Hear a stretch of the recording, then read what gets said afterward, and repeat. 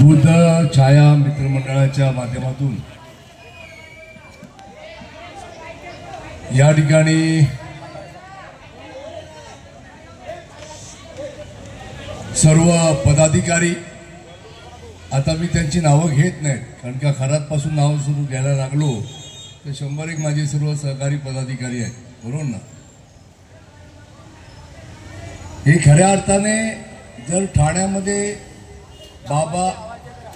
बाबासाहेब आंबेडकरांचे विचार जर खऱ्या अर्थाने रुजवण्याचं काम कोण करत असेल, त्यांनी लावलेली ज्योत ही खऱ्या अर्थाने तेव्हा ठेवण्याचं काम कोण करत असेल तर ते बुद्ध छाया मित्रमंडळ करतं, असं मला अभिमानाने या ठिकाणी सांगावंसं। ठाण्या नव्हे तर महाराष्ट्रात नव्हे तर भारतामध्ये 14 एप्रिल बाबासाहेबांची जयंती असते आणि 14 तारखेला बरीच मंडळी, आता नाव ठेवत नाही परंतु बरीच मंडळी आपापलं कार्य पूर्ण करून ते मोकळे होतात की माझी जबाबदारी संपली। परंतु बुद्ध छाया मित्रमंडळ ही माझी जबाबदारी म्हणून नाही काम करत, ते माझं कर्तव्य आहे म्हणून ते पूर्ण आठवडाभर या ठिकाणी कार्यक्रम ठेवतात।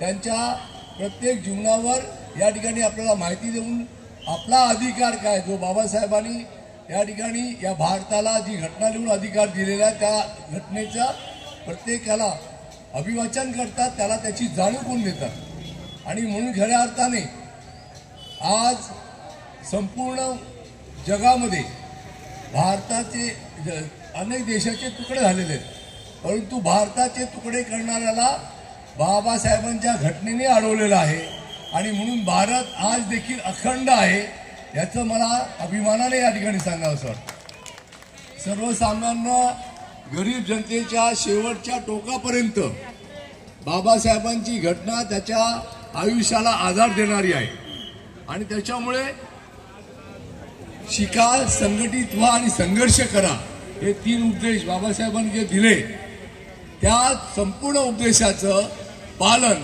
या ठिकाणी बुद्ध छाया मित्रमंडळाचे सर्व माझे मित्र, भाऊ, सहकारी या ठिकाणी आवर्जून करतात।